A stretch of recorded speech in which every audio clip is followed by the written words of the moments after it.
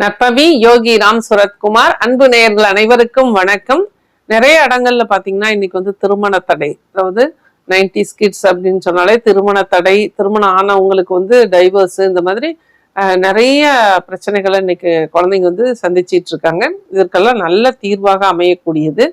நீங்க வந்து உத்திர நட்சத்திரத்தை அன்னைக்கு சிவனுக்கு வந்து சிவாலயத்துக்கு போயிட்டு உத்திர நட்சத்திரம் வர அன்னைக்கு பால் வாங்கி கொடுங்க. பசும்பால், பாக்கெட் பால் வாங்கி கொடுக்காதீங்க, பசும்பால் வாங்கி கொடுத்து அந்த அன்னைக்கு வந்து நீங்க இறைவனுக்கு வந்து பாலாபிஷேகம் பண்றதுக்கு கொண்டு போய் கொடுத்துட்டு வழிபாடு பண்ணுங்க.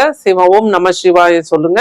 அந்த அபிஷேகம் முடிகிற வரைக்கும் ஆலயத்துல இருந்து மனசை ஒருநிலைப்படுத்தி உங்களுக்கு என்ன வேணுமோ அதை வந்து இறைவன்கிட்ட பிரார்த்தனையா வைங்க. நிச்சயமா நல்லது நடக்கும். அது போலவே அஸ்த நட்சத்திரத்தை அன்னைக்கு சிவாலயத்துல உள்ள சிவன் கோவில்ல உள்ள துர்க்கைக்கு சிகப்பு நிற பட்டு வாங்கி சாத்தி 108 எலுமிச்சம்பழம் மாலை வாங்கி போட்டு அங்க உள்ள ஐயர்கிட்ட வந்து குங்குமம், நல்ல தாழம்பூ குங்குமம் வாங்கி அர்ச்சனை பண்ண வைங்க. அதாவது குங்கும அர்ச்சனைன்னு பண்ணணும்னு சொன்னீங்கன்னா நிச்சயமா அவங்க பண்ணி கொடுப்பாங்க.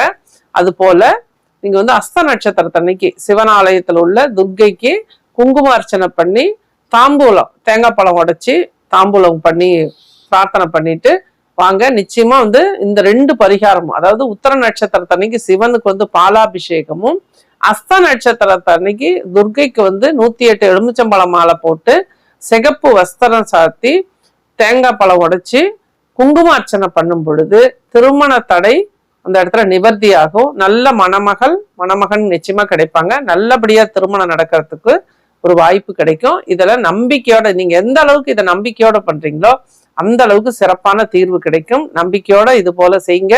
உங்க வீட்டு குழந்தைங்களுக்கெல்லாம் நல்லபடியா திருமணம் நடக்கட்டும். நன்றி, வாழ்த்துக்கள். நற்பவி.